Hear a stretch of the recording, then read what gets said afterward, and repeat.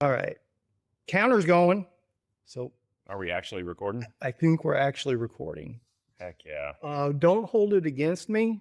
Mm-hmm. Those last 2 episodes we've recorded have gone nowhere, and I don't know that they will. What do you mean? I haven't had time to edit them because we were doing all the scouting and everything like that. But maybe you'll agree with me, maybe not. And if you don't agree with me, I'll jump through some hoops. I don't know that we recorded anything special in either one of those two. So about the one where we started recording, we were like 30 minutes in and we realized we weren't recording? No. That one's been up. Mm. No, it was the last two where there really wasn't any news in the bicycle industry, and we just kind of rehashed what we've already talked about 32s and things like that. I have rumors though.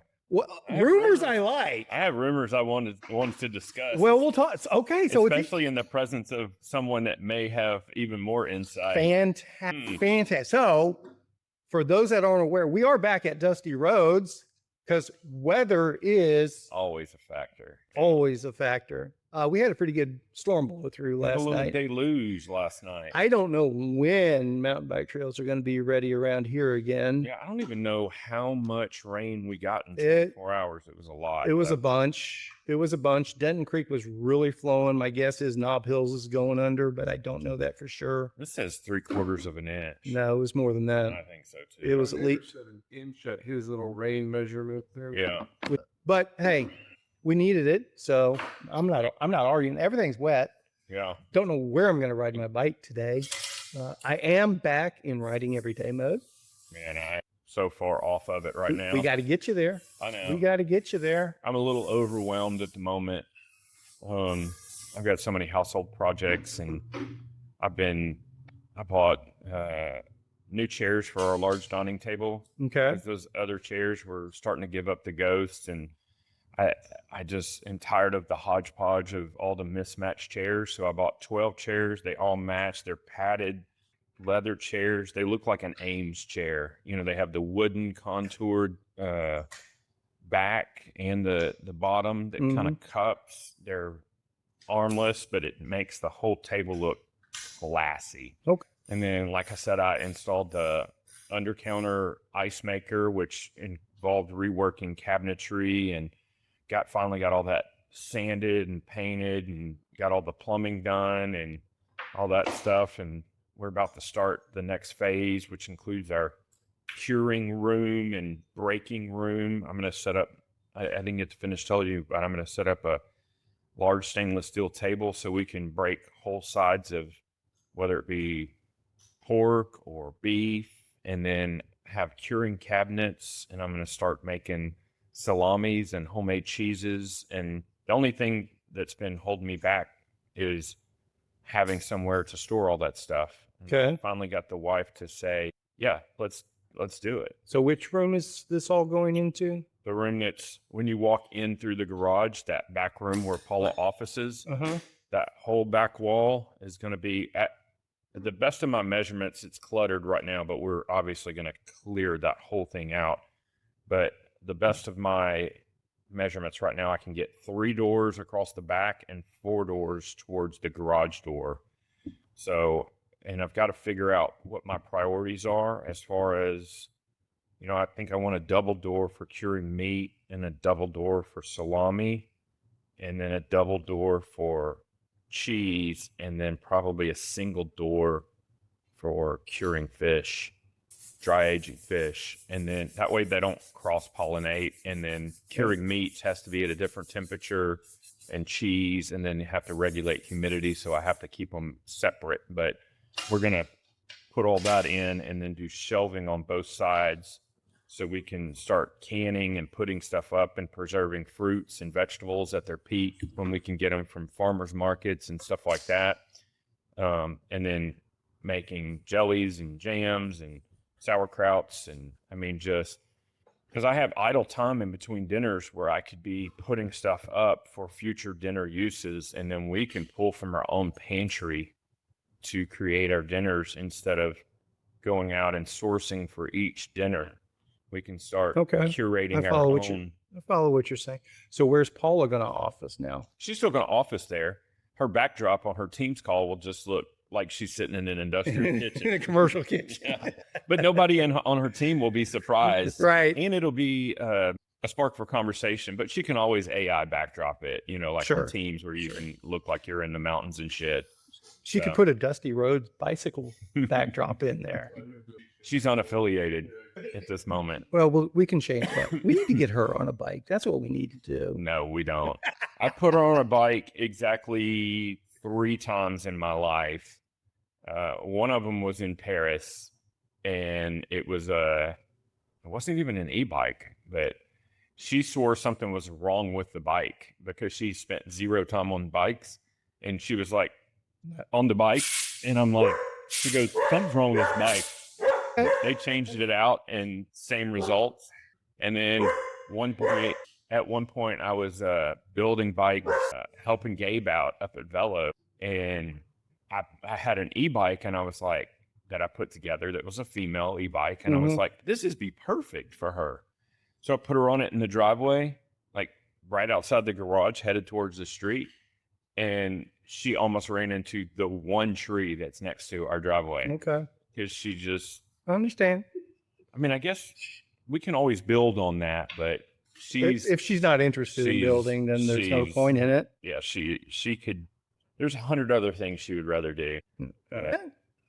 Well, I am looking forward to this next phase of FAM. It sounds extremely interesting. We are. And excited. Will this result in more dinner dates or?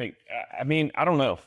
I think eventually the plan is to start using our own salamis and cured meats on our charcuterie boards and our grazing tables. And then, once we build up a bulk of cheeses that are aged and stuff, we can start doing our own cheeses mixed in with grazing tables and stuff like that. So I'm just excited about making my own products and finally achieving the dream that I've been wanting to.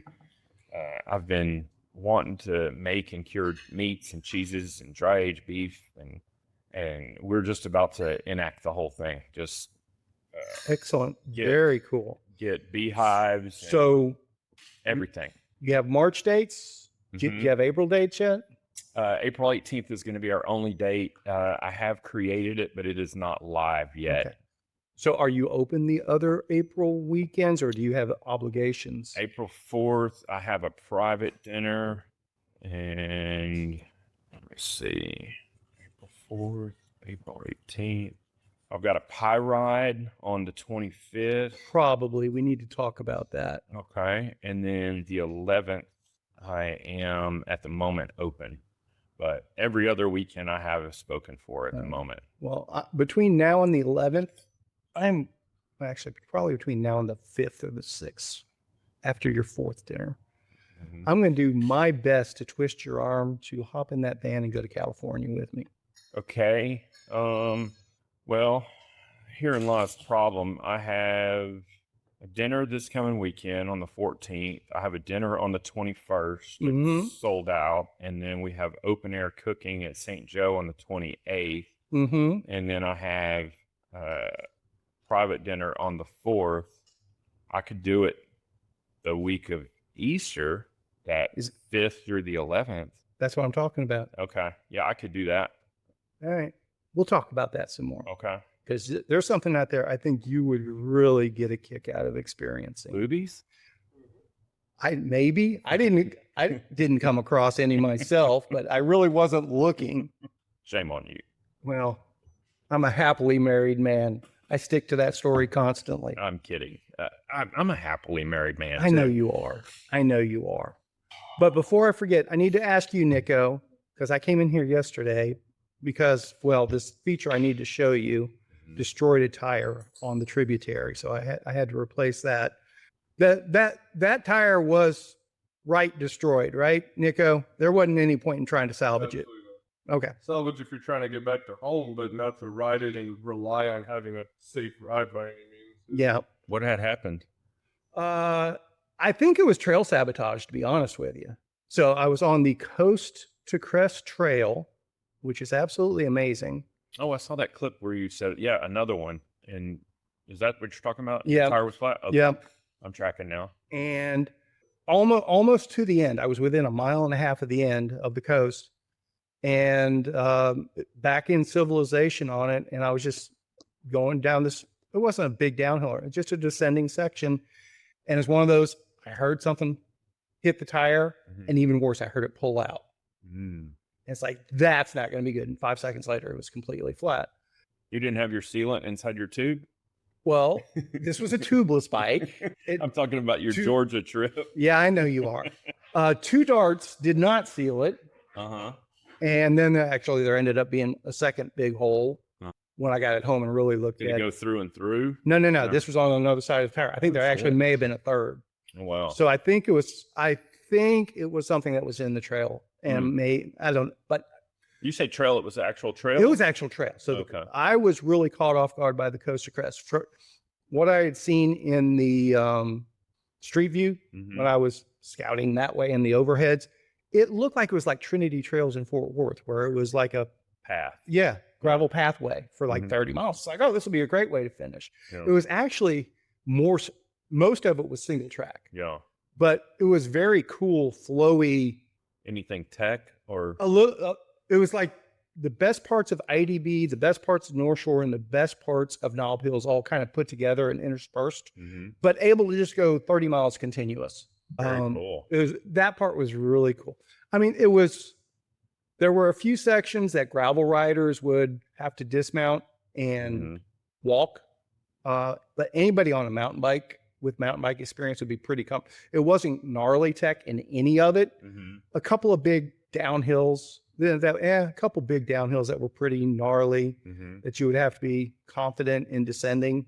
But outside of that, a couple rocky loose climbs, they'll take some skill, a couple of rock gardens, but most of it was just nice, flowy single track. Very cool. Really, just a really cool stretch of riding there. But I brought the Tributary here, ended up getting 2 tires, going monster truck with it, 2.5s. Thought about 2.6s, but we'll try out the 2.5s first. 2.5, what are they? Nico. Oh, that's what you put on the... That's what I put on the Tributary. I thought you were talking about the Revel. That's what you put on. Oh, okay. No, those went on the Tributary because that's going to be my scout bike going forward. And we've got a lot of sand and desert we need to cover in California too. So I need something that can cover. But anyway, I don't think you really suffer a consequence from running a chunky, heavy tire on an e-bike. Well, that was my supposition as well. I rode it yesterday for the first time with those chunky tires. It was a noticeable. It's not a drawback per se, but obviously a lot buzzier when you are on pavement. But it's going to make it a lot more capable. Exactly. Yeah. It'll be interesting. Yeah. But what do they call it? What's the computer display on those Bosch motors? The in something. Anyway, after I left here, my computer display doesn't work anymore on that Tributary. It may have just been coincidental and the battery died at the same time. Was there anything that we could have done, taking that rear wheel off or anything? And when we didn't change your valve or anything, now the computer display is all through power. The only thing on that rear wheel is that magnet on your valve. So I think purely just maybe... I think they call it NVO. I think that's the... Yeah, I think it's just bad timing on that because that computer display is purely just a charge of power. It has nothing to do with wheels coming on and off. I didn't think it did. I've never even heard of the Bosch one dying, so I wonder if it's charged by the battery itself. No, it's got a coin battery that you put in it, and I think that's what I'm saying. I think it's just coincidental that battery just happened to die yesterday. Oh, sort of thing. Back from your big trip, took a rest. It was good. What are you looking at? What are you owing? Oh, I was owing you. So because I was just thinking, is there a battery? Yeah. Did we check the fuse? Have you checked the fuses? Did you turn it on and off? I was going to say that too. It didn't work for 3 attempts this morning when I did. Multiple times. Like I said, I think it was just coincidence. I've got, and of course, I ordered some from Amazon last night. They'll be at my house today. Yeah, it's all right. I'll play with it.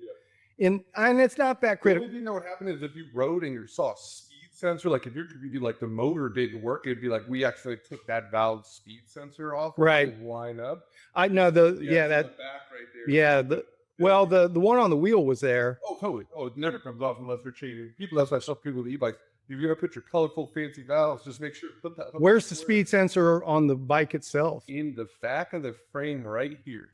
But inside the bike. Okay, so I wouldn't. There's nothing to see. Built onto the Bosch drive unit. That's what I assumed. That's what I Yeah, assumed. they came out with that style like actually a couple of years ago on the mountain bikes because they needed it was on a Yeti. They needed to hide it inside, and then they did the wheel sensor. And now that any of the Bosch ones that have that, the sensor is inside. Is it possible that the different tire size threw off a calibration or anything like that? I wouldn't think that big because it was 0.2. Yeah, I'm about to say it wasn't that huge. Yeah. It wasn't. We like accidentally put a different wheel made. Like could have been like jolted it on or off, you know. But I think between the 0.2. I wouldn't think. Yeah. Again, I'll swap the battery out and we'll see what happens. So tributary, big chunkier tires, so we can roll across the desert. All right, I'm gonna hook you into that Easter week. We're gonna figure out. We'll hop in the van and tag team it to California. One sleeps, one drives, sort of thing. Oh, dude, I'm a driver from way back. Okay, and we'll explore the desert and figure out a good finishing spot with cool food and drink, sort of thing. Very cool. But yeah, Coast-to-Crest Trail. I really want to hear your input on that. I thought it was phenomenal. Maybe it was because I was just expecting a gravel pathway, but just 30 miles of continuous single track point to What are point. you calling it? The Coast-to-Crest Trail. Crest. Sorry, I still type like That's that. all right. Fourth grader. I think it's actually a bunch of different trails that are kind of strung together. And, but basically it was continuous from Ramona almost to San Diego. I did have one. How do you say this? San Diego? Yeah, that's it. San Dieguito. San Dieguito. That most of it was that trail, or at least it was labeled as such. But it all falls under this Coast-to-Crest umbrella. There was one section of paved roads, maybe 3 miles, that it's supposed to. They have plans for it all to be connected with the single track as well, but it's, all their stuff says we expect this to change in 2018. So all of their updates to the trail are out of date on the main page, sort of. So it's really hard to know exactly what's going on there. But I think I want to end up at a different place than I was planning originally anyway. So we'll do some exploring. And anybody that might be listening to this, if you're really super familiar with the Coast-to-Crest Trail, shiftlesslive@gmail.com. Fill me in. I want to find the stuff on my own. Don't get me wrong, but if I can get some practical, advice as to, well, don't follow this section of the trail or whatever. So e-bike is perfectly legal on that trail? I only saw one sign that might have indicated my class 3 may not have been for a short stretch. Well, class 3, yeah. Speaking of which, I've heard all kinds of rumors around, speaking of class 3, Amflow. Yeah. The DJI one, right? From what I understand, that DJI motor in, I guess it would be 2027, is no longer going to be exclusive to Amflow. Yeah. And the rumor is it's going to start showing its face on pivot bikes. And DJI at Taipei is going to debut a newer version that brings it up to, what is it, DJI currently, 1,000? Watt torque, 850 watts, 1,000 watt torque. Yeah, basically. And the Levo, they got the 1,100 torque, but yeah, it's 850 nominal watts, which is like the highest, like running time. Well, from what I understand, it's going to go to 1,000 watts, and it's going to be 1,200 in torque pounds, but that's in the boost mode. So, I mean, you're about to see. I have super high expectations for Taipei Bike Show this year, because that's where obviously a lot of the motors come out of that region. Yep. And we're about to see e-bikes go to the next level. And when I say that, I mean more power, and then better batteries and more modular battery systems.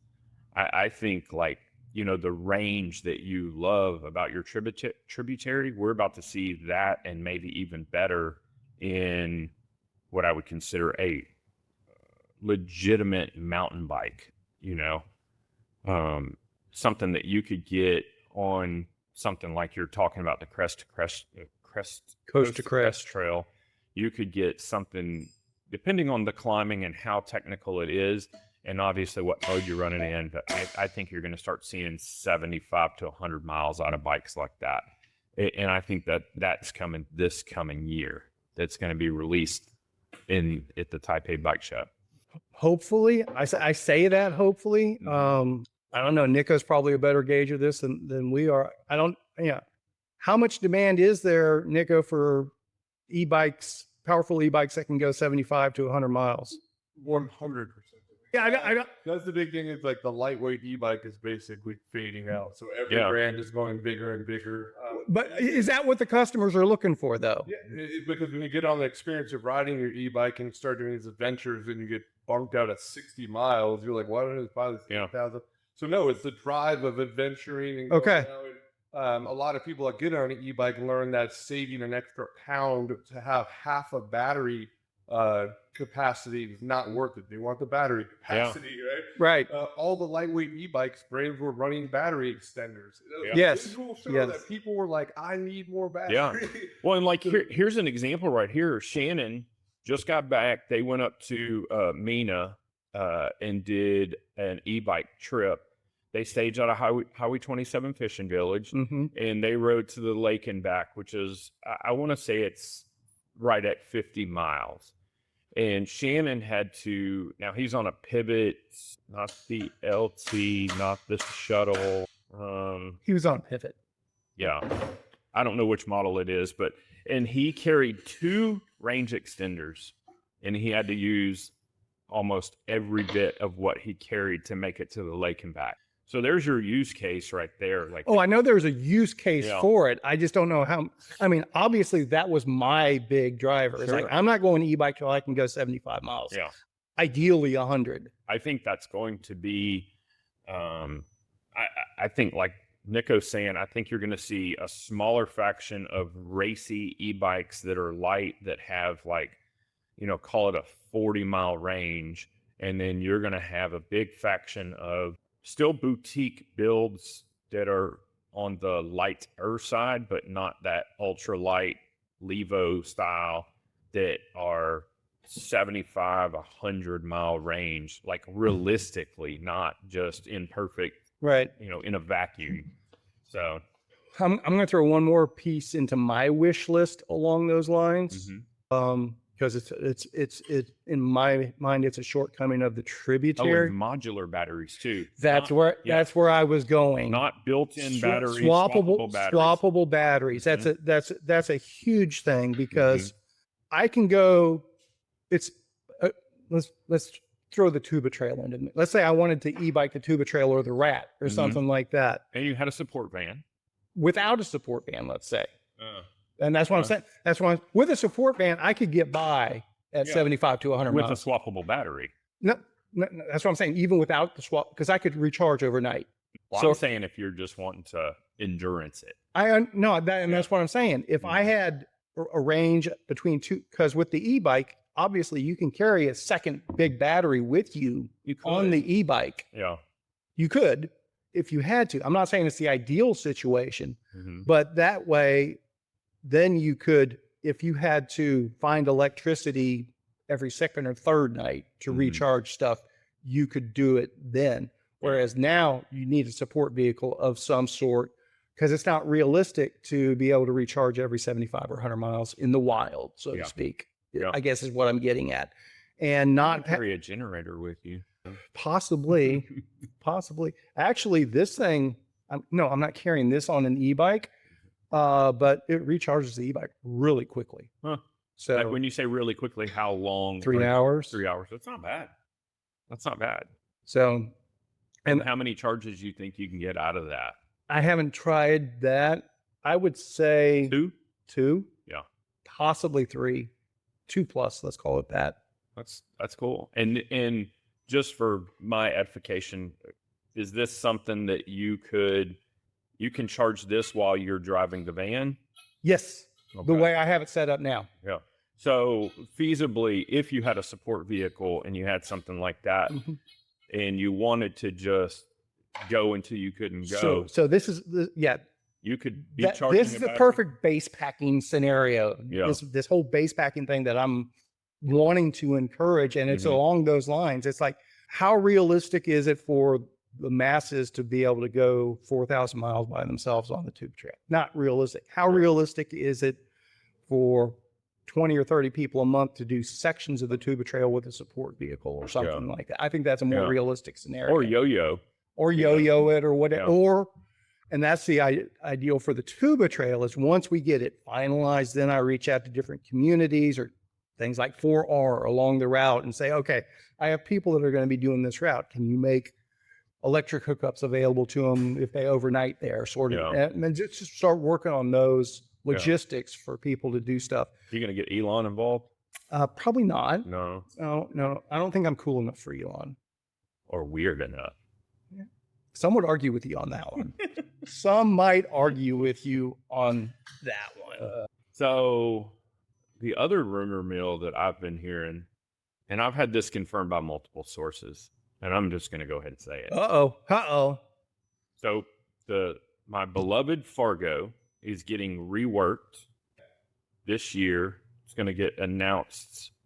I'm hearing maybe second quarter, or we in second quarter? No, we are in first quarter. Okay, maybe second quarter or third quarter to be released next year, and it's going to be a 32-inch, and it's going to be in a special flavor of titanium. Yes. So you heard that than my source. I have confirmed that through multiple sources. 32-inch. Confirm or deny? To be honest, you guys know a lot more with Fargo.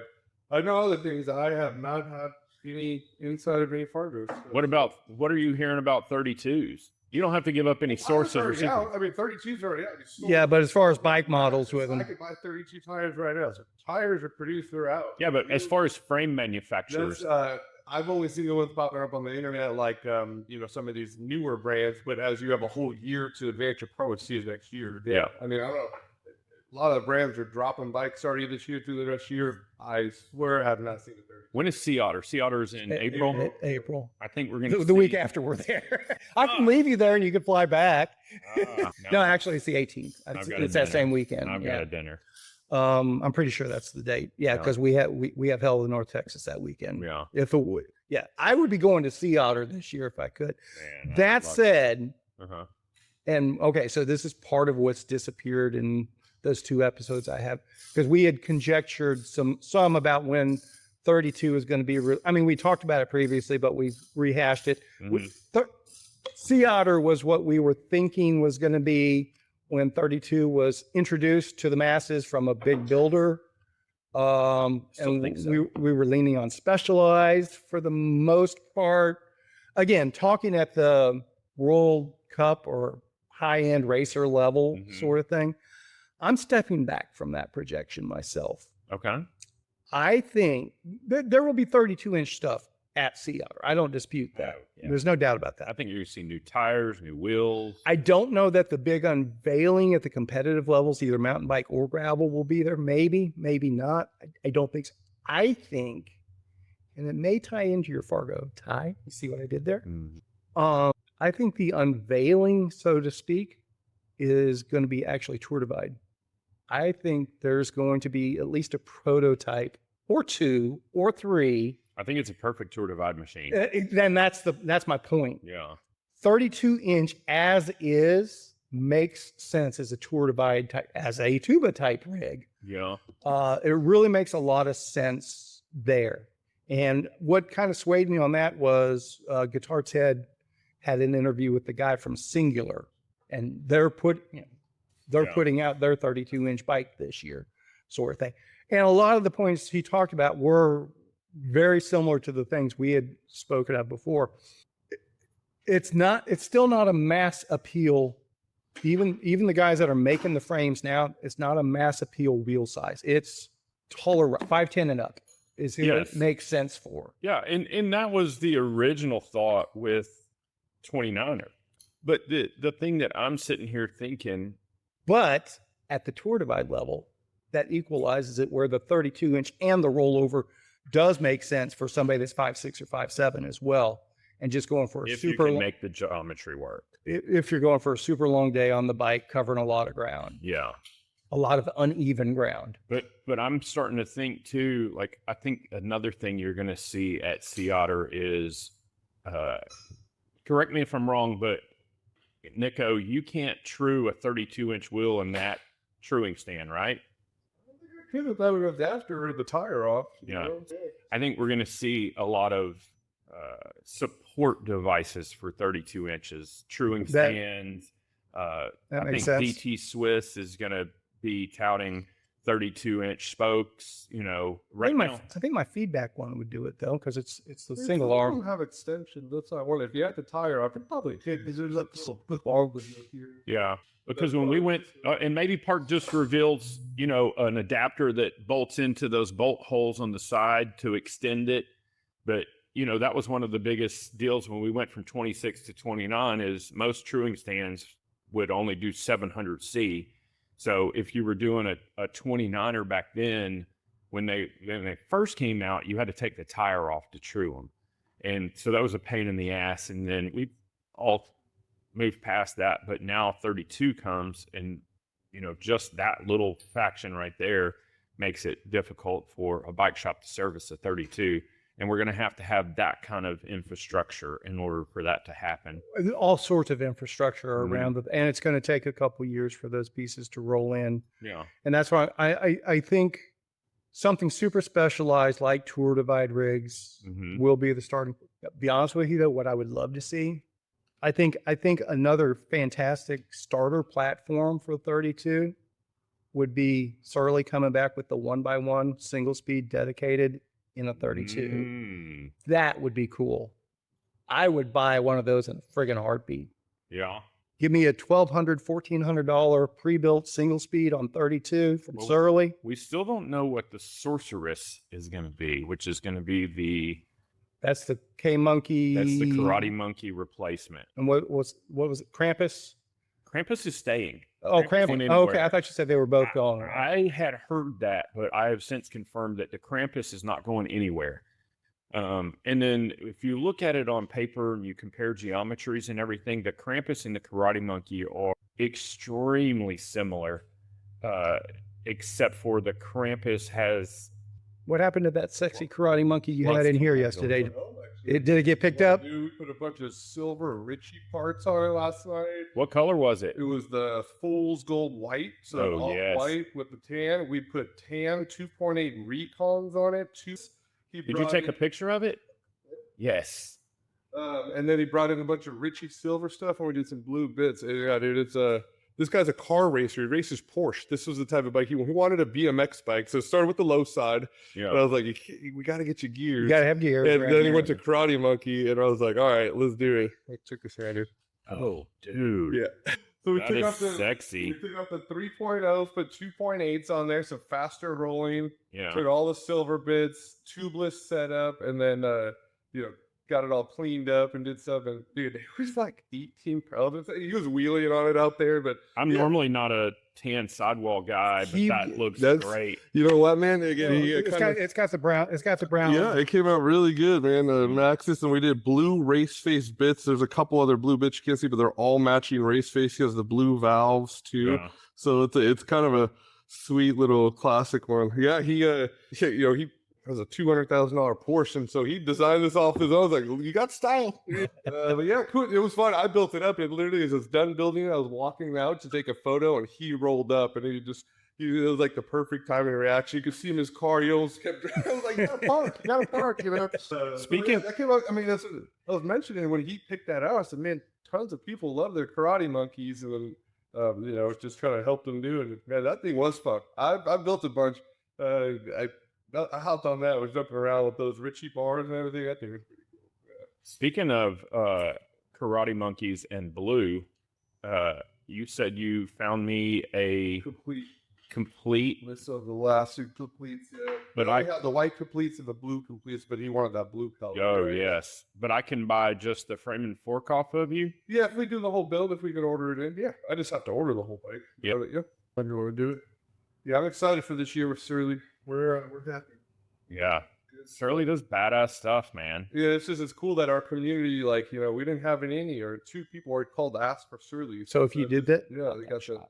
if you did that, would you replace the K Monkey or the Chumbo with it? Oh, my plan is to, this is going to sound silly, but somebody gave me a really good idea. I am going to warehouse it and for a future build, Yeah. just to lock it in. Yeah. But in the meantime, I cleaned my garage, believe it or not. I don't believe you. You've told me that several times. I cleaned, well, let me clarify that statement. I did not do it alone. My wife and I cleaned the garage. Okay. But I want to hang this beautiful blue karate monkey frame on my wall. A blue, which is tealish, right? Yes. So I want to hang it on the wall, but earmarked for a future build. Okay. So I get that. Like a bike shop. So all of the coolest shit that you'll piece along the way to yeah, it'll bolt be onto it. it'll be a kind of collection of parts that I accumulate over time. But I want to, as of right now, I'm thinking build it up as a geared, obviously front suspension, bike packing rig. And I may, want to hear something crazy? I'm all ears. I may even put a dropper on it. So it's crazy talk. Make sure that audio. Doesn't it come with a dropper? I don't know. No. What are you talking about? The Karate Monkeys Monkey? don't come with droppers. No, they don't. Okay. Uh-uh. I thought everything came with There are no frills. Well, it was a big old cassette on it. Yeah. It was a big old cassette on it. Man, I was about to say something and it just fell out of my head, so it must not have been too danged important. I don't know. You say something while I'm trying Dead to air. Dead air. No, Dead well, air. I'm trying to remember what I was about. Segue on your, where was I? Bicycle retailer. Oh, that's where Nope, I was going to no, go. it's my turn. Okay, you go for it. Revel, your Revel bike, right? Yeah, it's sitting right up there Uh-huh. on the back of the van right now. So Revel just announced, where was this? Retail News? Their maybe? new offices, or are you talking something else? Nope, they brought back, well, yeah, they moved locations, but they brought back my boy, Chris Riel. I just saw this announcement. It just came out on the 5th. Yeah, Revel welcomes Chris Riel back to the team. You might know him as Dirty Cyclist. He's coming back to be their global brand strategist. That's it. Yeah. So stoked about him. I'm guessing when they folded the company, obviously he parted ways, and then as they were getting their private equity or whatever resuscitated their company, and once they got all that worked out, they either reached back out to him or he reached back out to them. I don't know. I was under the impression that was a given quite a while ago. It's just, all the pieces had to come together on it. But he was part of the founding team of Revel. I think this whole shop at the moment is big Revel fans. Yeah. So I'm excited for anything positive, Yeah. Revel wise. They do kick ass. They really do. Even though there's not going to be a trail rideable, I'm looking forward to riding my El Jefe. This will be actually my first ride with the cut down bars and bar ends on it. So we'll see what that's like. Yeah. Definitely looking forward to that. While we're on bicycle retailer news, the one I saw yesterday that really caught my eye, it was kind of twofold. The first headline, and it's definitely related to the second one. The first headline was that e-bike imports in 2025 for the first time surpassed traditional bike imports, which knee-jerk reaction to that is, e-bikes are exploding. Yeah. But the second headline was bicycle imports overall were at their lowest point in 20 years. Yeah. So for the import market to be crashing that much, it doesn't take much for e-bikes to be at the top of the heap. it's kind of, it doesn't mean it's great for e-bikes either.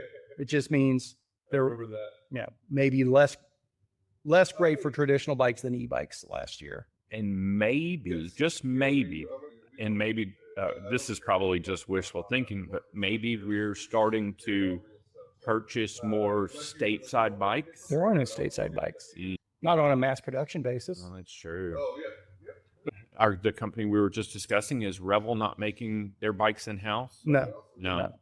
Those are, it's just like everybody else. Pivot, Yeti, Revel. I mean, the only stateside bikes that I'm aware of are the custom bikes. Like Chumba and... Chumba, Moots, Yeah. Strong. Is Strong even still making bikes? I don't know. That's full-blown custom now. But going back to, I know people are going to tear me up on it. I know somebody's yelling at their, whatever they're listening to us on. Somebody's yelling Linsky. I'm convinced that Linsky does not produce in the States anymore. I think they have.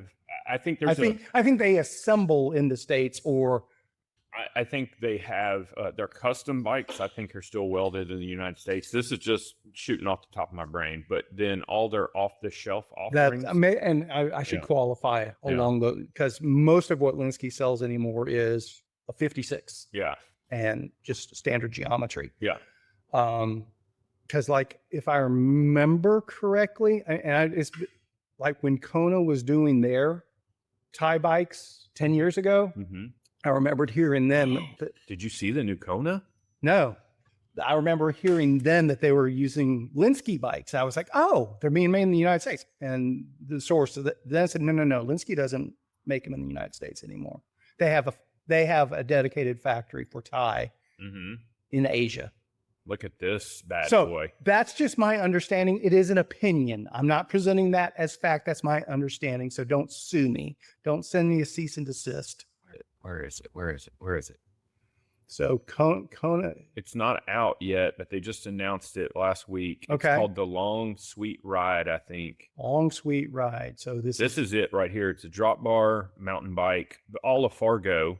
Where? How do I? All right. So it's a drop bar mountain bike. Mm-hmm. I'm telling you, what the hell is Lifetime thinking banning drop bar mountain bikes? I don't know. It's the next segment to take off. I honestly believe it. Oh, and I don't know. I don't understand. Here it is. No, that's the Ouroboros. Oh, Ouroboros, yeah. Ouroboros. I don't know why you can't just access it. This is it. Oh, that's what it is. Legend of Big Fork. So so the Ouroboros is what, a rigid? LBF is a large, hairy, upright drop bar adventure cryptid dwelling in the Pacific Northwest wilderness. Although they mostly keep to themselves, we've seen approach with caution. How about Kona, Nico? Do you have any connection with Kona? Can we see these bikes? I love Kona, but unfortunately, down there's a lot of online. They're great brands, but I don't. Are they Kona dealer was the guy in Fort Worth that are they direct mostly again? That's saved them. They won. Remember they? Yeah. Oh, trust me, we that was actually one of our most. I love the brand, especially if you had regional stores up in area. Yeah, they're awesome bikes. I would love to see this Kona stuff. I really would. Look at that. Yeah, that looks sexy as hell. Look at The this. Fonzai bikes in Fort Worth. He was the Kona dealer. Yeah, Brian. Brian was a Kona guy. Yeah. Yeah, look, $36.99 for a complete, and I'm sure they'll have. It's a gravel bike. It's a drop bar mountain bike. Drop bar mountain bike with suspension. Yeah, with suspension. Looks bueno. I mean, I'm sure, and it's got. But it's going to be classic Kona, and that's going to be 25% overweight, more than likely. But it'll put up with abuse. Sliders, dropouts. It's pretty damn sexy. Or are we just or Brad and I just in our own little echo chamber where we think drop bar mountain bikes are cool? Nobody else gives a shit. Are a lot of people into the drop bar mountain bikes, Nico? I keep saying I'm going to do it, and I know I will.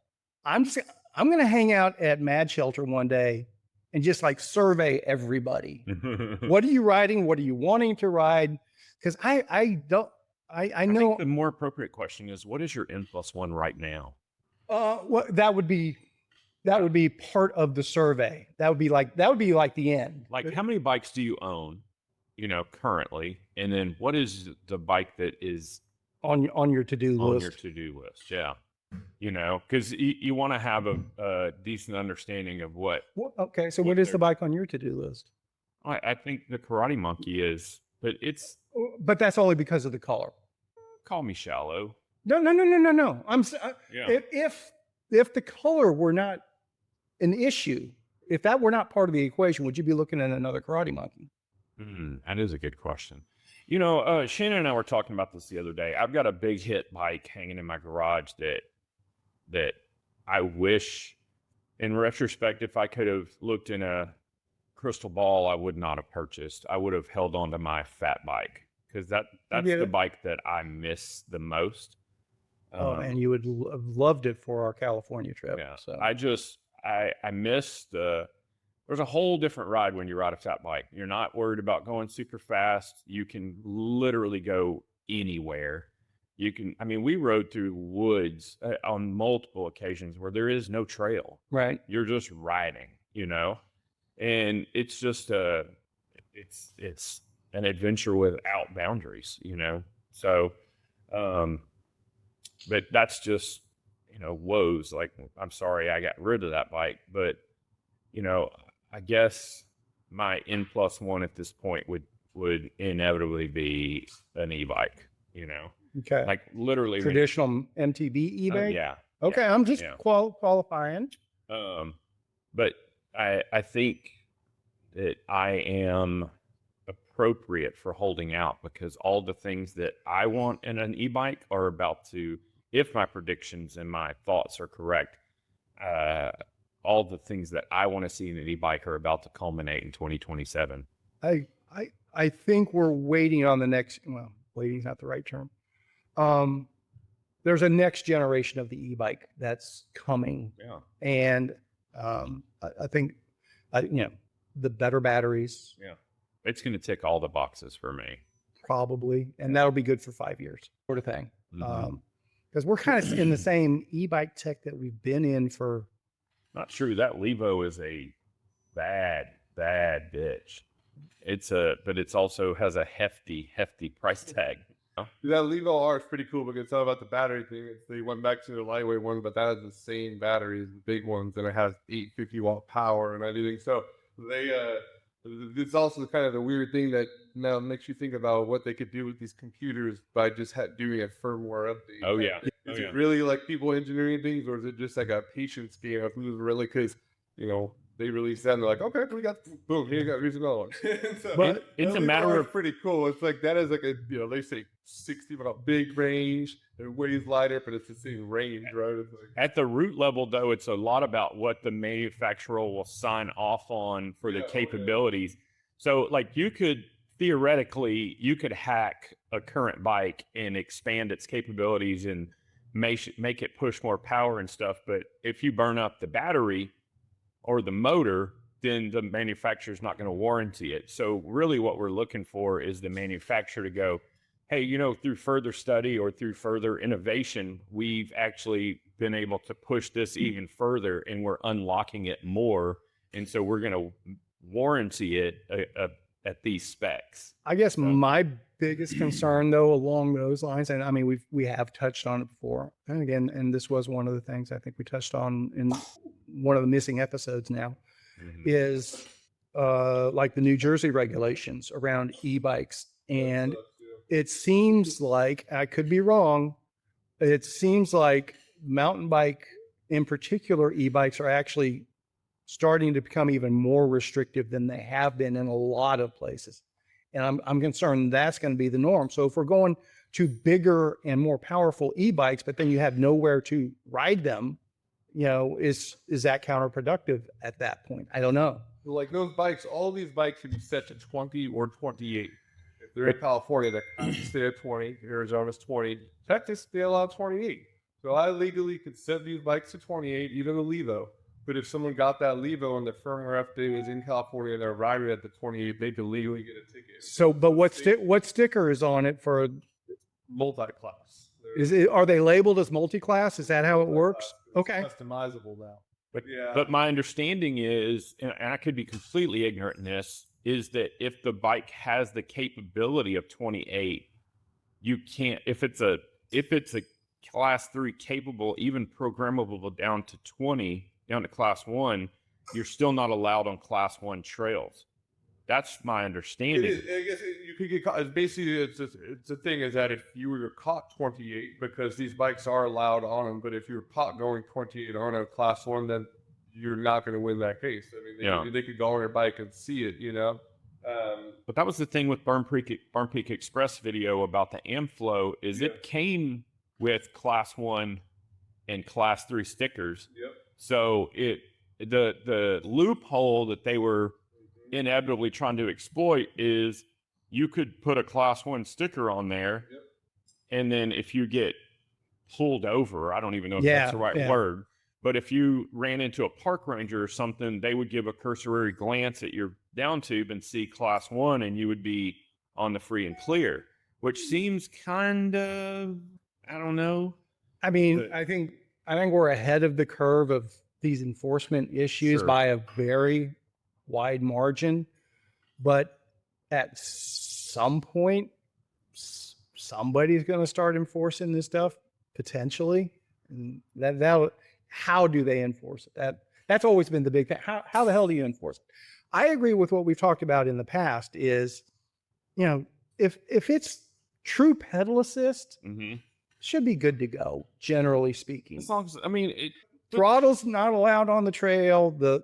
I also liked your idea about adjustable seat post as opposed to just a motorcycle saddle on there sort of thing, and things like that. But I mean, I think the same rules still apply. It's just don't be a dickhead on the trail, you know? And that's powered or not powered. Yeah, but these rules and regulations don't come about because of people just using the trail. No. It comes about because something catastrophic happens to somebody. Yeah. And that's my guess is 90% of the catastrophic issues that happen are by 1% of the riders out there, sort of thing. But they're the ones that end up creating the rules that everybody else ends up having to abide by. I don't know. It's still going to be interesting to see what it all evolves to. I think a lot of the fear that people had about e-bikes on the trail are proving to not really be the case.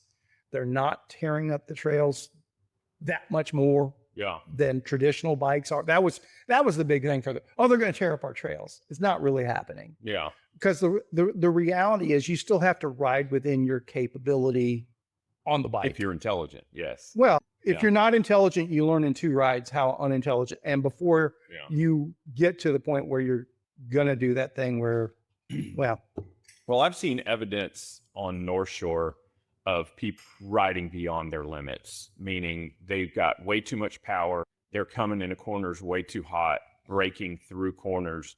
And it's in corners that if you weren't power assisted, you would not have enough speed to need to slam on your brakes. So I'm not saying it has that they don't have any effect. Yeah. There's effect. I just don't think it's to the level that people were concerned about. Yeah. I mean, just like everything, people panic, and I was one of them. You know, I was like, you know, this is going to be detrimental because of this and this and this. And the truth is, a lot of the things that we were worried about weren't really a concern. Yeah. But and the truth is, the damage by 200 e-bikes doesn't equate to 1 horseback rider going through on a muddy trail or 1 bicyclist going on muddy trails. Yes. Knob Hills is notorious for it. You know, and I went and rode it a couple of weeks ago with Harnish when he was in town, and the first mile was just rutted. A rutted mess. Yeah. And it's footsteps and it's tire prints and it's just people. The footsteps are allowed. Yeah.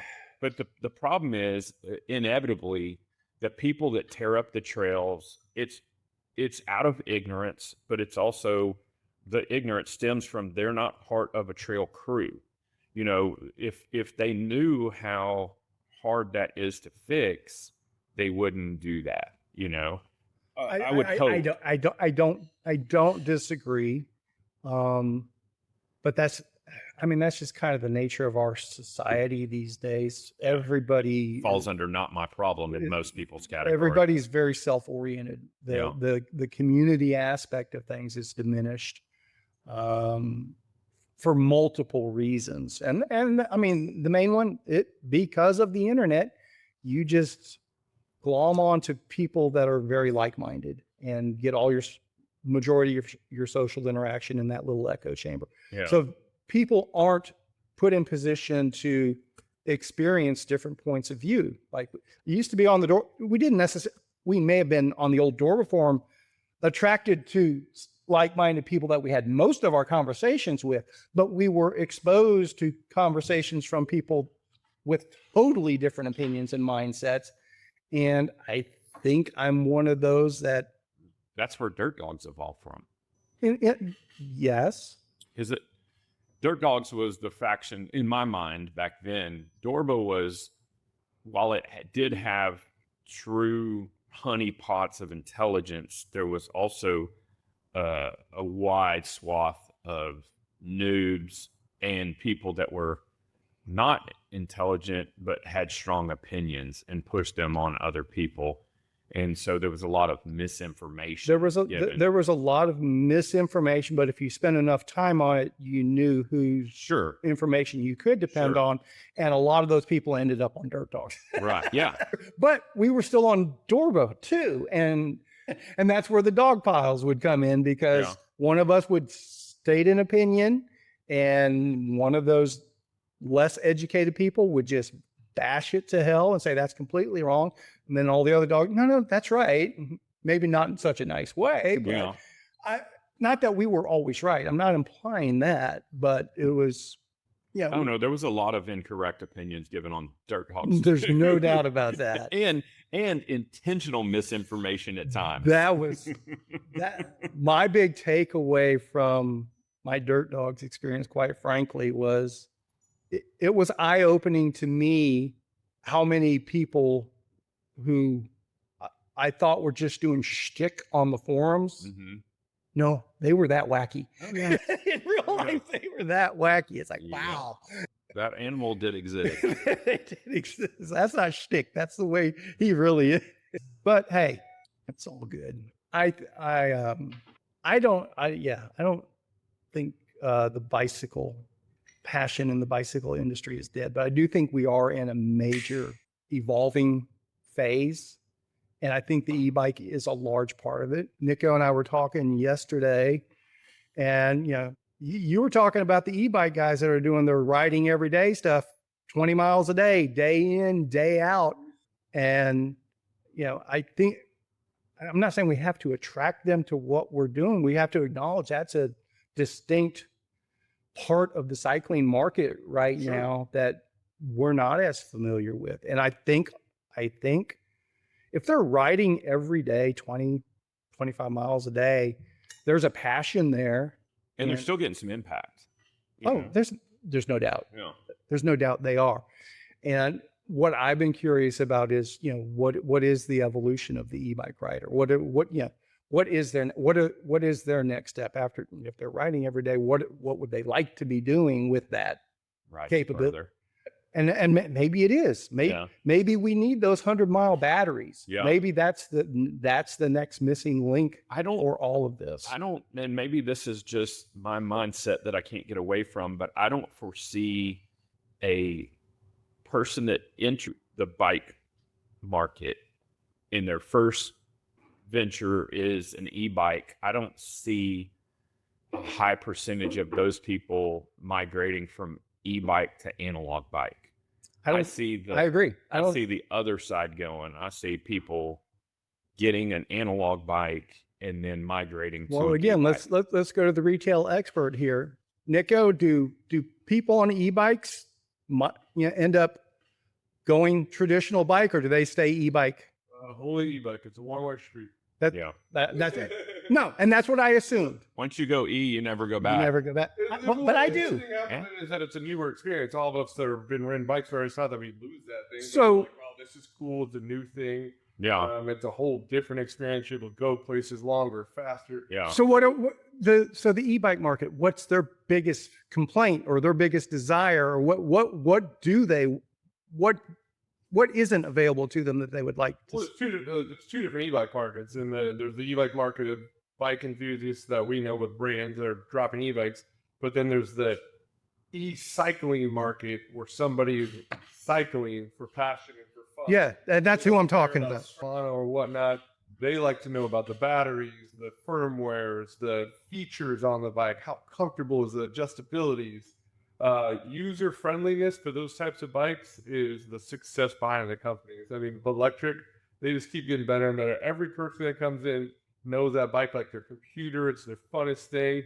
It has $200 drivetrain parts on it, but those are people that ride 30 to 40 miles a day on Trinity trails, whether they be retired or they're going out because cycling is fun, right? So I try to use more like the word we like bikes and stuff. They chose cycling, right? And they saw like e-bikes as the biggest thing, and that is it's a huge different consumer. That consumer will come in and know exactly what kind of they do. It's just a new kind of like hobby, a new just accessory to their hobby. Where some of us we could dig deep into this whole bike thing. So it's two different consumers, and that's why the brands work differently, but they also complement each other very well, you know.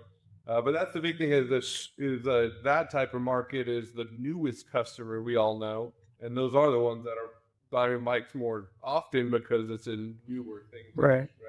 But that's why you have to. A lot of stores that don't want to like hop on the e-bike train, that's totally your choice. But it's if you push away more than 60% of your newer customers that are kind of come to your bike store because they want to go enjoy e-bicycle, you're only doing it to yourself. Right? So these people that get the e-bikes, do they have an idea of how they're going to ride it already, or once they get the bike, that tells them how they want to enjoy the bike? That customer is, you could say, everything in between, because you have people that buy those e-bikes that put in their RVs and take 100 different places across the country. Or you have that person that buys it to do his his or her everyday single ride. So they hold a wide variety of applicability, right? And not everyone's just taking them to train on them, where we ride mountain bikes to ride trails. To be honest, those bikes can go anywhere and do anything other than technical riding. So the experience that people, it's a wide range of why people buy them, and I really do like to see that. I would say, like, why do you guys want e-bikes? And some people want them for their properties. They have a lake house and they like to ride their bike to the local little market down in there. There's so many things that we get more. The past week I've had 3 people that own ranches come in and say they want e-bikes because they don't want to take their ATVs anymore. You gotta load it up, you gotta do stuff. So this whole other world of people just like simplicity, right? You took the machinery out of it, a big old thing. And people were like, well, I could go hunt in my own property with a 75-mile range e-bike. Like, I got no gas, no nothing, you know? But I think that customer, to be honest, is the biggest range of experiences. They use it to go cycling to have fun. So it could be for vacation, for an everyday thing, and just exercise, fitness. What it be, but those are the ones that people literally enjoy the hobby of riding their bike. I mean, it all brings down to simply that, you know. Yeah, and they're happy about it. They're all super stoked if it's a good bike, unless you get a really bunk one. Right. People are very happy. How about just the basic maintenance on the bikes? Or are they? Those brands getting around user friendliness, or they want people to be as happy as they can. If they have people breaking down when they're 40 miles out at RV parks or not, you're not going to get it. All those brands are based off of our positive internet reviews. And that's why they do that. When they sell you a bike, they encourage you to write a review, take videos, because that's how they build a brand, right? Right. So if they make people unhappy with that product, I think they've only gotten better and better, in my opinion. 3 years ago, working on that same brand to now is a whole different. Okay. So which is kind of cool. So I mean, they're basically grab and go bikes, right? Ready to go. Ready to go and seriously just have fun.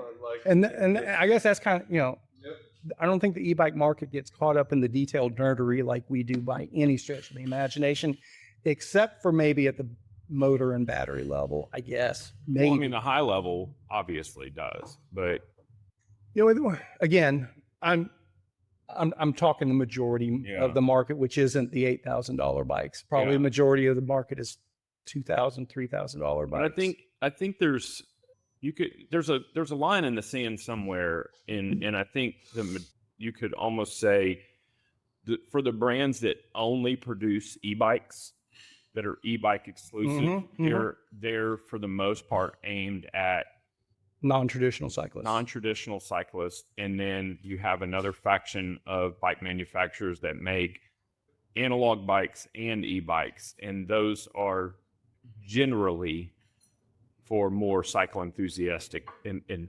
cycle enthusiasts. And I guess that's what I've been saying since we started this podcast is, and I could be wrong, I don't see that part of the e-bike market really growing. Because if the newer e-bike riders of the past 10 years aren't evolving into those traditional cyclists, which I'm not saying they should, if they're not, then they're not going to be attracted to the high-end e-bikes from the traditional bicycle manufacturers. True. Because they're not caught up in the tradition and the component specifics and things like that. And they don't care about who won Valley of Tears or who didn't win Valley of Tears or the Lifetime Grand Prix or what's going on in whatever sort of thing. So, but I could be wrong. I probably am. There's lots of that going around these days. Actually, speaking of Valley of Tears, unless what I was looking at was incorrect, I was actually somewhat surprised. They only had 17 women in the pro field for Valley of Tears last weekend. I didn't look at all of the results, but it's like, okay, Lauren and Emily finished in the money, and oh, wait a minute, it ends at 17. So, Catherine, forgot her last name all of a sudden. Cat? More? Yeah. She finished. She said first place for her age group. Okay. And second overall, I think. Okay, I was talking the pro elite women. Pro. Well, I thought she was pro. Well, if it was age group, that was probably a different field. So I'm pretty sure Valley of Tears separated pros from the rest of the field, but I could be wrong. We could review the Valley of Tears results now, and see if we get a better picture of it. I was expecting to hear more about that event, and I just hadn't seen hardly anything on it. Yeah, I don't think it was. It wasn't as big as it has been in the past. And maybe people got thrown off by last year's weather. I don't know. I assume Mid-South is going to be a big deal. Kind of disappointed. Don't get me wrong, Nico. Glad to talk to you. Yeah. But we were supposed to be talking to Dylan again. That was supposed to be the plan. What happened with that? He didn't go to Valley of Tears. Oh. So he was going to go to Valley of Tears, come back through here, and then head up to Mid-South. I saw his on his Instagram. He posted the new kits that Felt put out. So. And that was part of it. He was waiting. I don't think I'm giving away too much. Felt has some sort of new bike coming to him, and he was waiting for that to actually arrive and get it built up and dialed in, and it hadn't arrived yet. So he was staying home waiting on that instead of going to Valley Tears because he really wants to have it for Mid-South, which that's like a good Valley of Tears, but it was kind of weird how it seemed like less attending. I didn't dig that deep into it. It's just I know I heard much less about it this time than the last couple of years. So, and I guess so. Yeah. Speaking of new kits, Lauren's on her new kit with her team, and they're on Envy bikes this year. So that throws away one of my conspiracy theories, unless Envy's one of the big timer. Well, Envy may be a big timer now because they're a friggin' IndyCar sponsor. That thing's cool. Really? Michael Schumacher or what's his other? They're Schumacher, right? Full IndyCar, F1 car. No, it's IndyCar. It's the Ray Hall team with Schumacher's kid as the driver, and Envy's the primary sponsor on it, right? They help make the car too. Yeah, it's pretty cool. Yeah, really. Yeah, so maybe Envy's stepping it up. Maybe it's just like you see like big name brands putting like their name in cycling worlds as advertisement. Now you got a big cycling brand going, we can compete in your stuff. Like I'll throw my name out there. I guess so. I was a manufacturer, right? They make bicycles, but they're carbon manufacturer. So it's open up here. Yeah. 21.77 mile average over 93 miles. And with a lot of sand, from what I understand. That is out of control. I don't even see cats. Pro women's long, try amateur long course. Oh, okay. It looks like it's all men. Maybe it's mixed in there. Maybe it's not broken. There's a female, Kelly There's Nelson. cat right there. Oh, okay. Okay. So what, 19th overall Yeah. in the amateur? Uh-huh. Second overall female, first in her 50 to Yeah. 59. Yeah. Good job, Kat. Way to go. Yeah. Beast mode. Maybe we'll talk to Kat. I would love to talk to Kat. She's She awesome. always has been, always will be. No doubt about it. They had a lot of. So here's where the bulk of their course was: amateur medium course, 171 participants. Oh, wow. They did have 75 collegiate men, short course 50, amateur long course 64. Okay. This is impressive. 64 started, 64 finished, 50 started, 50 finished, 75 started, 75 finished. I'm going to say that finished is relative. It means that they recorded them Is it 36? Coming across the come line. across the line in some capacity or another. Or Yeah, because every one of there's them, no, that doesn't make any sense. well, that's the crit. So Yeah. So what it is, since it was a crit and there's no defined number of laps, Mm-hmm. that's why I said, because it's, so basically it's interesting. I don't either. Yeah. I don't either. I could speculate all day, but I don't know. I bet Kat could answer these questions for us better than either of us could. And she won't hesitate to tell us how dumb we are. Oh, I know. I need to get shook every once in a while. My throat's getting dry. I think that is all I had. Okay. You didn't have anything on your, I never saw a list from you of discussion points. I do. Like I said, I've been up to my ears in construction projects and Oh, what was Everything that? else. What was that video you sent with the crane and the bike frame? I just Oh. glanced at it. What was going on with that? Just showing how strong it was? yeah. So that's, where was it? This video. Yeah. So this is the frame in between hoisting this. This is, I'm assuming that Connex box is 2 tons and they use the frame as the linkage. Okay. Oh, the front. Okay. So they were using the bicycle frame as the, 890 gram frame and it held 2 tons. okay. That's Okay. flipping impressive. So Well, look at all that reinforcement there. 890 grams? I don't. That's less than 2 pounds. Carbon strong. I understand. When And it's stretched the correct direction. Yeah, and I agree with that, but still, would you put a Trek up there? Yeah, you but know? what happens if you lay it on its side and put 2 tons on top of it? It would crush. Yeah. It's like standing on an aluminum can. There you go. Until you thump the side of it, it does nothing. Yeah. I get it. Good point. Good Yeah. point. Still effective marketing. Effective marketing. And it's a pretty cool display, period. I get it. So Do we know the Taipei date yet it's 28th. of this month? Yes. Okay. I looked then- it up just a minute ago. And then Sea Otter 18th of next month. And then That sounds right.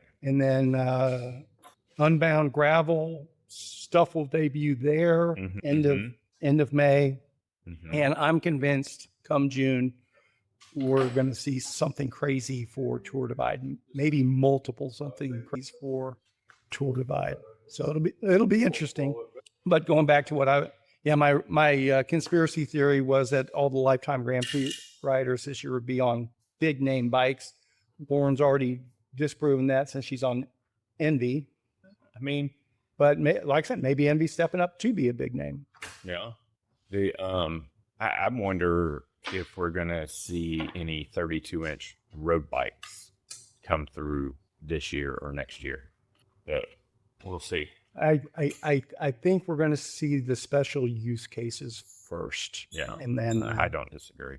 and then we'll go from there. But yeah, Nico, if you hear anything about a 32-inch 1x1, just go ahead and get one for me. It's funny that people are talking about the 1x1 because we were about that yesterday. That's possible. That would be the bike that would be awesome for it. I haven't seen that yet. Not yet. One can dream.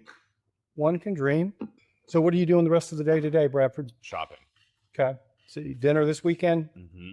Are you going to join us at Trinity Trio on Sunday? Is definitely a possibility. In fact, I'm going to go ahead and say yes. What if none of the mountain bike trails are rideable? Would you still join us and make a ramble out of it? I think I might even be more inclined. So Okay. But you're working Sunday, right, Nico? No, we're off Sunday. Okay. We have Sunday and Monday off. Okay. I thought you were just, so you're off Sunday. Can I twist your arm to come join us in Fort Worth on Sunday morning? Try to get the few of the people to go out there because I think a lot of the friends have Sunday off. So yeah, let me know. That would be awesome. That's why we put it on Sunday. We were hoping to get some bike shop folks out there. A couple of my friends that have done the Superman, the ones out there, I told them about that. They're like, "Oh yeah, I've done that before." I'm like, "Okay." All right. So we may just go ahead and open it up to the masses too. I'll throw it out. I told a couple people. I told a couple people. Hey, Margaret, how you doing? Oh. Good, how are you? Excellent. So you're a Nico fan too, huh? Yes. Margaret's always hanging out. Who isn't a Nico fan, right? We like her. You love Margaret. She's awesome. She signed up for Trinity Trio. You're going to be there Sunday, right? I'm going to try to. Okay. Hopefully. I really want to do that. That's my plan. And I want to do the St. Joe week. I signed up for that. He's going to be cooking for us there, so you better be there. All right. Just looking to see what the weather's going to be like on I Sunday. know. It's going to be nice. Yeah. Possibly windy. High of 78. They're calling for wind right now, but who knows? Wind works on the Trinity trails. As long as it's not in the face. Understood. Yeah. Understood. So you're not riding your bike today? Probably not. Understood. Are you sold out for this weekend? No. How many slots you got open? 8. For what? FAM, Food Adventure Memories. Fantastic 9-course dinners. All right. I'm going to put this out tonight. Okay. Eatatfam.com, right? Yes, sir. Eat- Never heard of it. It's his private residence. You got to go to it. It's a great spot. Fantastic meals. Fantastic. Ride from our shop or the house, whatever. So you do it out of your house. Yes, ma'am. Yeah, we're in Margaret makes some legendary guacamole that if you guys would have a good conversation over. We're in our 7th year. Yeah. Really? Yes, ma'am. I'm a fan of the guacamole, just to let you know. She used to bring that I'm to going to Bad bring Duck, it and that on was like opening day. yeah. Okay. Opening day, I'm going to bring it. Heck yeah. And I'll be here opening day because we're not going to California until the 5th now. I Right? love guacamole. Unfortunately, I have a dinner that day. I understand you do. Yeah. That night, Yeah. you can make it for the day. I have a remote dinner that night, Oh. which is even more of a headache. Okay. Well, I'm going to go ride my bike today, Baby. and I'm going to play with dogs As you too. should. All right, folks. Thanks for checking us out. If you made it this far, do us a favor. Share the podcast with somebody you know that might be interested in this. ShiftLess.org, I think we'll get them to. But just look us up on all the major podcasting networks. ShiftLess, simply bicycles.